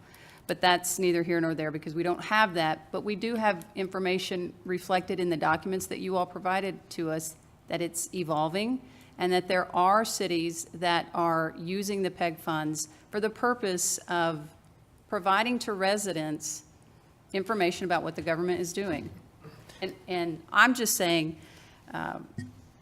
you know, I know I don't want to go afoul of the law in any way, shape, or form, but we're just collecting this money and we're not doing anything with it. So why don't we use the money to better provide to residents the services that we're currently providing them with a camera, with our microphones, on our YouTube channel? Yeah, and Mary Ann, you said that other cities are doing this. I can understand that cities are streaming a lot of their stuff online, but I don't know that, have you done a study to understand whether those cities are also using a cable format at the same time? Because if they're using a cable format, then they would, I think that there could be a dual use, and that would certainly be within the intention of the law. But to the extent that you did one or the other, I don't know that we're in a position to necessarily say, hey, the City of Shavano Park wants to be at the vanguard of this issue. We don't want to be at the vanguard, I think, of any issue that would cost us money if we were to be litigated for the improper use of these funds, because as Charlie has indicated, the cable providers believe that this is their money, that they have provided for us, just like hotel motel taxes are intended for that particular segment of the industry, and that it's not available for us to use as general revenue of the City of Shavano Park. So I love your ideas. I love them, and I'm hoping that we get something this year from the state legislature. You know, we can always hope to get something good, but I don't know that I would recommend that we as a community go out and spend $100,000 that we may have to put back into a kitty without understanding that we were going to spend those dollars otherwise anyway, and that we might be happy to use this fund. And so I understand what you're saying, but if we're buying stuff, not we should really, be buying because I'm it. not advocating spending $100,000, number one. Number two, I'm always for being on the vanguard of what's going to benefit residents. I don't want to get involved in litigation that would impact residents, but I don't think that this would lead us to that, given that we know that there are other cities doing that. You know, I think what we have in the packet is documentation that shows the venues to provide government info to residents. These venues, whether it's a cable channel, a live stream, the YouTube channel, they're constantly changing. and they weren't wholly contemplated when the concept of PEG channels was conceived. And I think that all I'm asking for is if we could have,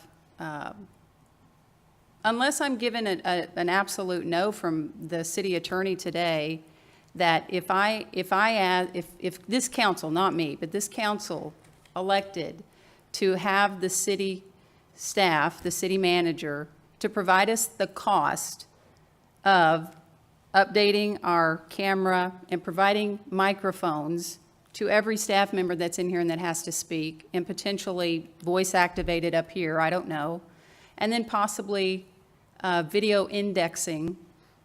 When you go to the YouTube channel, you click on an agenda. If you don't want to hear the whole meeting, or you're interested in a certain agenda item, you click on the agenda, and you can go to that portion of the discussion. Those costs, that's all I'm asking for. Unless council is going to say, I don't think that you can use those PEG funds for that. I don't think you can use those PEG funds for that. Okay? I was going to look up 611, but I haven't. It's all part of Title VI of the Cable Communications Act, which was adopted in 1934, but has been updated over time. But it defines terms basic cable service, which means any service tier which includes the retransmission of local television broadcast signals. It defines the term cable channel or channel, which means a portion of the electromagnetic frequency spectrum which is used in a cable system and which is capable of delivering a television channel, as a television channel is defined by the commission. So it's all about television. The entire act is all about television. Okay. It says cable service means the one-way transmission to subscribers, video programming. So it's all about cable television. It's not about internet Charlie, if broadcast. that's what you're telling me, that's fine. I just reviewed the document that you provided us. Yes, ma'am. We weren't asked to. The underlying assumption of this document is that everybody understood that the funds were limited, that in the context of capital costs, they were limited to cable television PEG channels. Well, If I I didn't had been even- asked to give an opinion whether or not it could be used for the internet, you would have got a different document. It would have included that information. Okay, so do you need to research that, or do you feel like, No, and the reason why I I asked feel- you that I is feel because very what you have in comfortable. here is, it clearly says that PEG access facilities include the channel capacity and facilities and equipment. And then later you go in to describe what capital expenditures are according to the IRS and according to GAAP.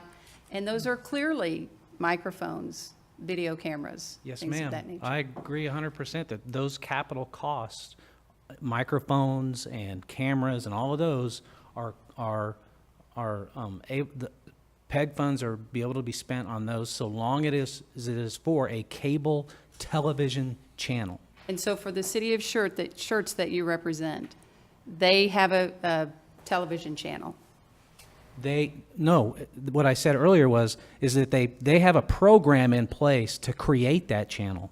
And I have given them the opinion that if they have an intent, now it's up to them if they actually follow through with that intent, and they as elected officials are the only ones that know in their mind whether they are truly going to do that. But what I told them is that if you have a program and a plan in place to actually create an access channel as that's defined by the statute, then I don't have any problems legally. I believe I can defend them because that stuff has to be bought sometime.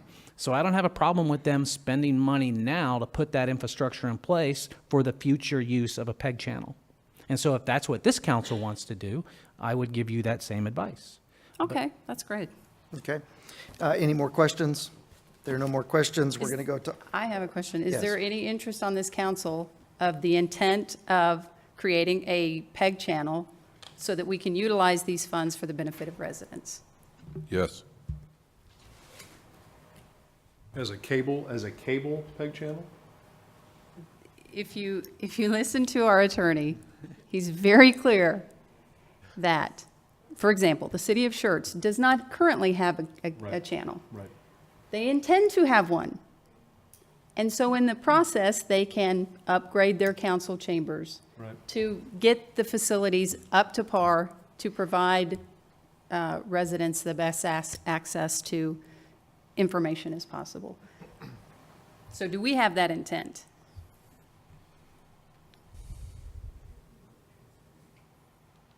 I do. I think we do. So that's 2 yeses.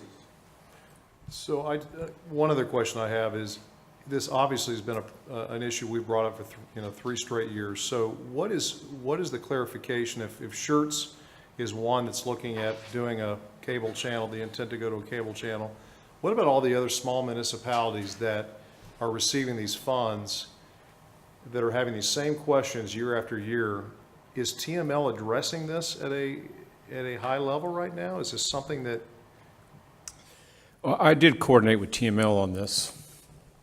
One of the things they told me was, when I first told them this, hey, get a hold of San Marcos because they're doing something very similar. I spent a considerable amount of time coordinating with the city of San Marcos, and they have actually passed a resolution. And TML is supporting it, and I would offer that if it gets traction, if it gets filed in the Senate and the House, that would be an important kind of azimuth check or milestone. It's not exactly what we're looking for. What their resolution is to be able to expand the use of the funds to include operational and related costs associated with PEG channels. In other words, not just capital. But for example, your video indexing cost, there are services that right now, Curtis is doing it all himself. I mean, there are firms that you can put 2 or 3 cameras and you get close-ups, and then you can splice it, and then you can index it, and you can do exactly what you're talking about, which is go to agenda item 6.8. You can watch that one, and then you get that taken care of. I mean, they're not extraordinary costs, but they're pretty considerable. And so that would be perfect use, if that passed, to be able to use for PEG funds. But again, they made it clear they're not addressing the internet at this point in time. It's still just for their television channels. It's just it's how do you predict the future in terms of what is going to be an issue which later on. The Texas legislature, correct me if I'm wrong, they don't say that you can only use it for capital items. They just basically said comply in accordance with federal law. Federal law is the one that says capital items. If they change theirs, I think, in Texas to where it didn't say comply with federal law, it said you could use it for A, B, and C, then I don't think we would be constrained with this way. That's why this is going to be so important to see what San Marcos, whether it even gets any traction. If it doesn't get any traction, there's not going to be, this is, because that's such a reasonable request from San Marcos. Okay. And to be clear, I am not advocating spending all 90, I think we have $97,000, $98,000 in this account right now. I'm not advocating that at all. I wanted to, I felt like the information that was provided to us made it clear that we could use this money that taxpayers paid for. And Cable users. Right, those that are cable users here, which I think most folks are, but that's neither here nor there. For their benefit and the cost of that, a high-def camera. I'm not talking about 2 or 3 cameras, a high-def camera, so that when you watch it on our YouTube channel, you're not looking through Vaseline. We're not talking about our YouTube channel, though, are we? I am, because I think But that's not within the preview of what we can spend money on, and you're suggesting that we spend money. That's not what I'm suggesting. I'm not suggesting that. Because I'm sorry, I thought we were talking about doing something that we could do, because Charlie said we can't gear up to do internet. We can gear up because we anticipate doing a long-term project toward implementing cable services for municipal activities and viewing those. What I have learned based on the information that's provided is that the landscape has evolved from when the Congress passed the legislation, and it continues to evolve technology-wise. So the intent of council is that by whatever means provided and allowed for legally by Congress, we will do that for residents, whether that is through a television channel or via live stream or whatever means they allow us to use. Currently, that is television. In the future, that may change. I anticipate it will change. And so will we intend, this council collectively, to do and use the funds that are collected off the backs of residents for their benefit? Okay, well, we can't make a budget amendment this evening, and so we can get a consensus from council that they would like for Bill to explore this issue in greater detail and come back with recommendations on capital expenditures that would be capable of being PEG compliant. Do we have a consensus from council that we want to, and I think I've heard 3 members say yes, and correct me if I'm wrong. Mike? That's correct. Okay. Bob? Mary Ann? And then Alan? Okay, so the consensus is the Mr. council. Mayor. Yes. Bill. I requested to speak several times here. I'm sorry, I was looking at Mary Ann, I apologize. I would like the staff to develop a plan of action and milestones to develop a PEG capability, and then give us some recommendations for capital improvements to start paving the way to achieve that PEG capability. And then a resolution stating the council's intent to move towards that PEG capability, and do that in coordination with our city attorney to ensure that what we're doing is legal. That's what I would recommend. Okay.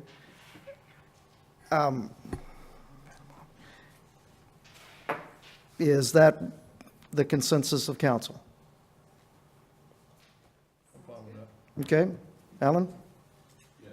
Okay. We're now going to item 6.8, discussion action adopting resolution R 2017-003 to amend the City of Shavano Park Employee Handbook. Bill? The current personnel manual was approved by council in September 2015.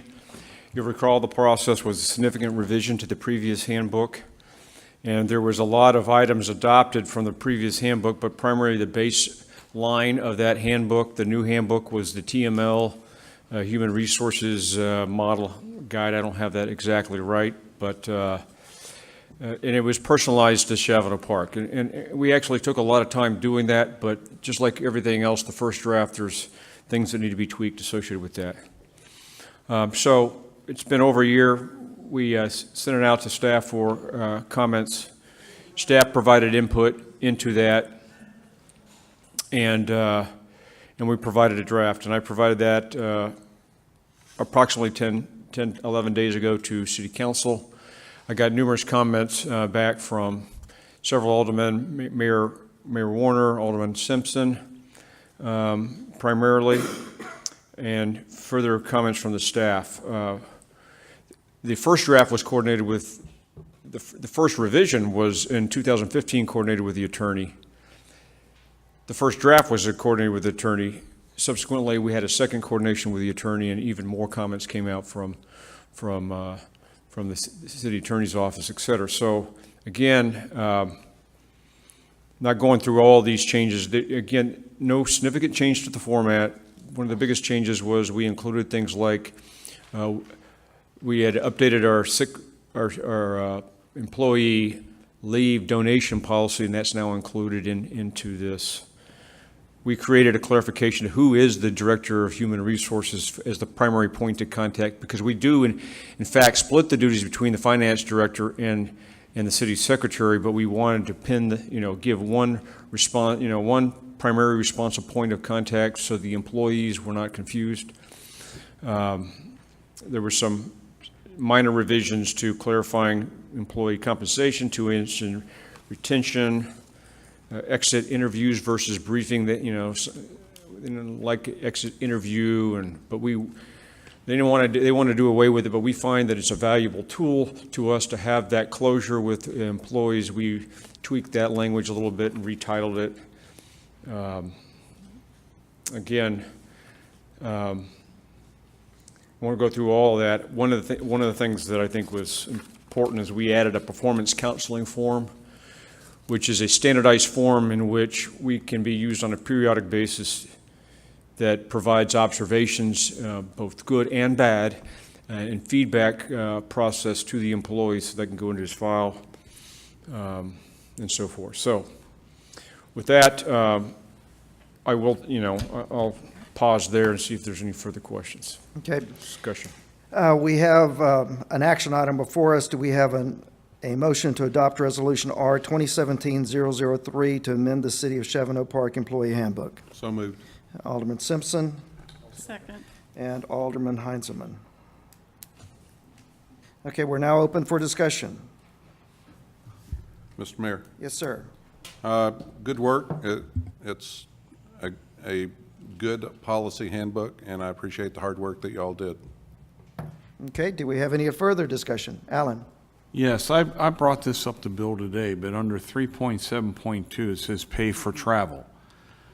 And it delineates, if you drive a vehicle, it's compensable work time outside of, But if you're a passenger, it's not considered work time, and that gets confusing to me. Because basically, if you're on an airplane, you're a passenger, you're free to do what you want. So therefore, it's not compensable time. That, maybe I'm overreaching, but it just seemed very, very confusing. Yeah, I hear what you're saying, Alan. I remember when I was practicing as a CPA and we drove to Four Corners that I got paid to ride for 12 hours to Four Corners from Lubbock, Texas. It was a very scenic drive, as you kind of can imagine, in West Texas. So can you share with Alan the policy reason behind that? So I did not get a chance to drill down No, into and that. I can appreciate that. There wasn't a lot of lead time Yeah. from our discussion. I did research the source of where that came from, and that came from the TMLHR manual. So we assumed that there was something that, it was based upon, but I can't tell you what that was. I did have a conversation with Laura and Zena. And so, again, this is for non-exempt employees, your firemen, your policemen that we would send to training.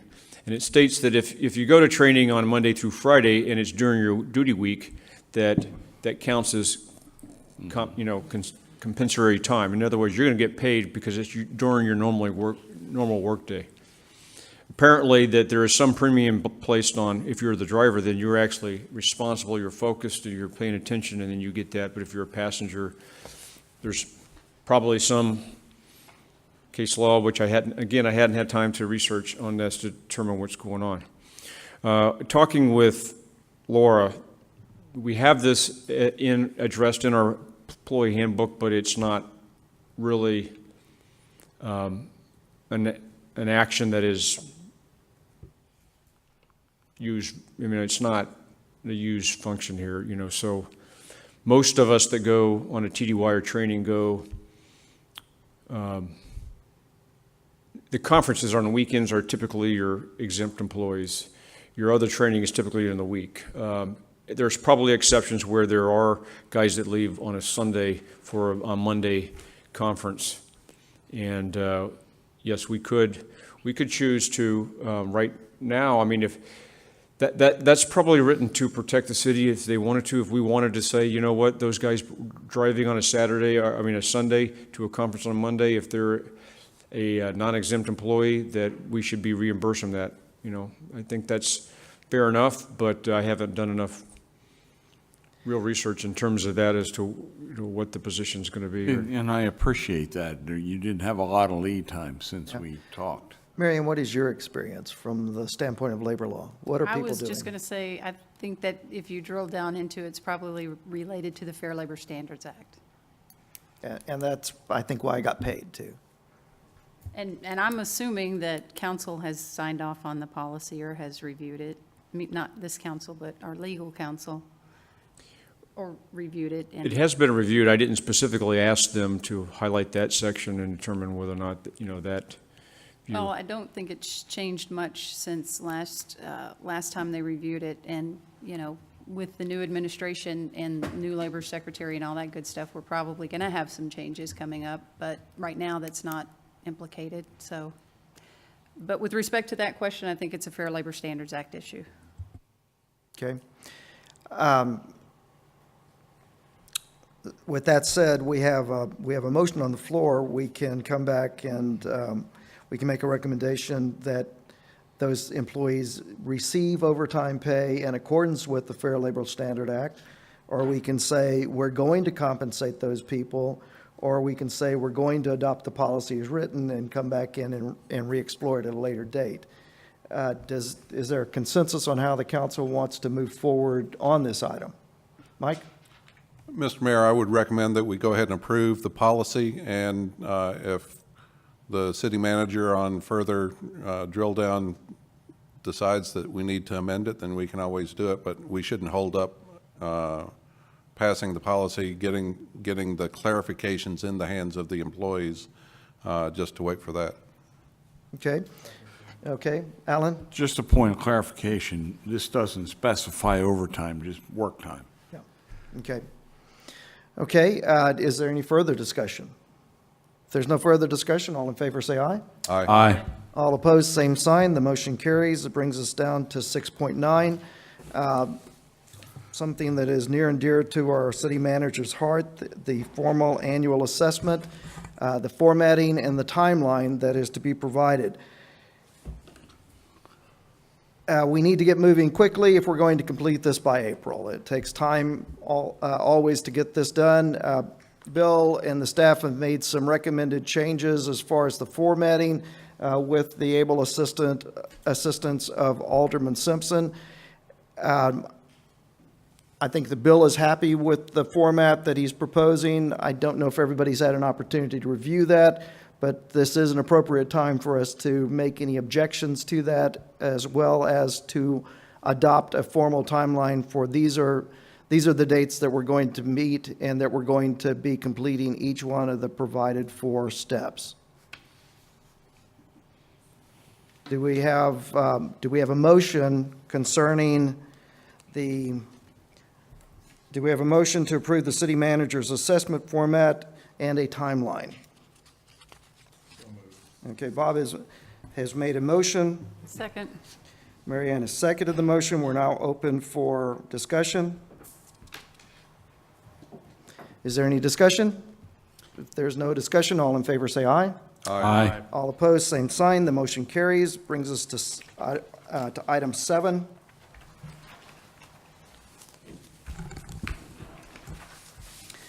All matters listed under item 7 are considered routine by the city council and will only be considered at the request of one or more aldermen. Consensus on each listed item, discussion will coincident with each listed item, discussion will generally occur. Does anybody want to discuss or withdraw any of the items from items 7.1 through 7.6? Okay, brings us to item 8. All matters listed under this item are considered routine by the city council and will be enacted by one motion. There will not be a separate discussion of these items.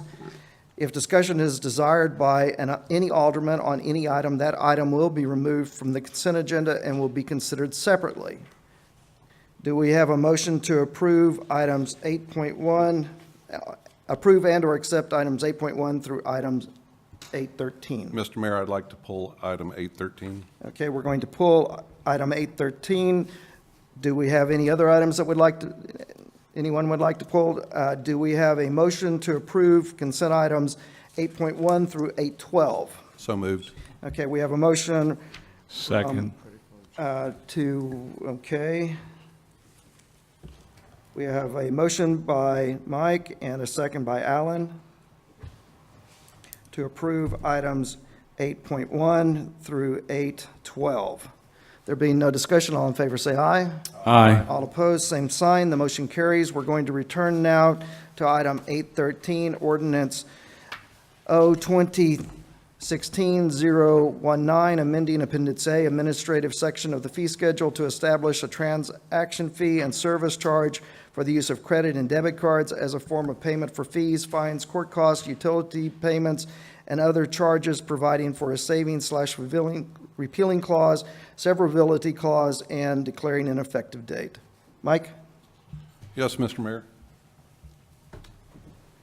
I'd like to move that we amend paragraph 2 to remove 3% from the ordinance and replace it with 2.5%, so that the new paragraph will read, Section 2, the city hereby approves the establishment of a credit and debit card transaction fee of 2.5% per transaction excluding any third-party payment processors which collect fees separately. And if I get a second, I'll speak to the motion. Do we have a second? I'll second it. Seconded by Alderman Heinzelman. As this ordinance was originally sent by the staff, I believe it was a 2.5%. The intention of fees is to recover the cost to the city, and the staff note said the city incurs about 2.53%. So let's get it down there. Also, we passed a balanced budget that didn't include these revenues. So I think that what we need to do is merely recover our costs rather than make this a profit center. So that's why I make the recommendation to amend the resolution and then adopt it as amended. Okay. Do we have any discussion? Bob? Well, I know we spent a lot of time, and I think the basis was what you're saying, Mike, is we need to recover the costs and not overcharge. But I would argue that if it's above 2.5, let's say it's 2.53, then we need to at least cover that. Why go below what our costs are? My response is 2.53 is a real hard thing for most folks to grab, but 2.5 is easy. And we've already adopted a budget that that we absorbed the entirety of the cost. So we're only talking about 0.03% cost to the city for this fiscal year. Okay, Alan? I would just like to add that I think that's the reason we came to 3%, is because that 253 is hard to compute, and then those, as I understanding, I'm not in the business, that those fees can fluctuate in a moment's notice. And rather than keep coming back and saying, okay, now we're up to 2.75, so we need to add another charge. Okay, do we have any other discussion? Mary Ann? Have we had any feedback since we passed that, positive or negative, with that 3%? That might have, I don't know, Mike, if this was, some constituents mentioned this to you, or if have we had any feedback that pro or con since we've done that? Bill? Or Mike, have you? I'm asking kind of, yeah. No. Okay. We do know that over the last 15 months, the average is 2.5. You could take any given month and it might be 2.6 or 2.45 or something to that degree. Our original intent was to recoup essentially the fees that were collected. Okay, Mary Ann, I'm sorry. I just wanted to ask if staff had any problems with that or any concerns that we need to be aware of? Or if council elected to do that tonight, if there foresee any problems? We originally recommended 2.5. We don't have a concern with 2.5 or 3%. I think it's your decision. Okay.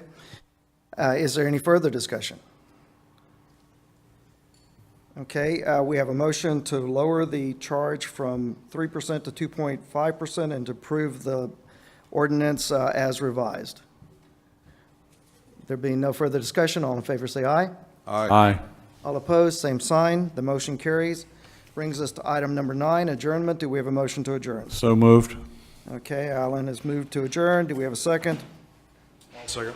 Bob has seconded the motion. All in favor say aye. Aye. All opposed, same sign. Adjourned.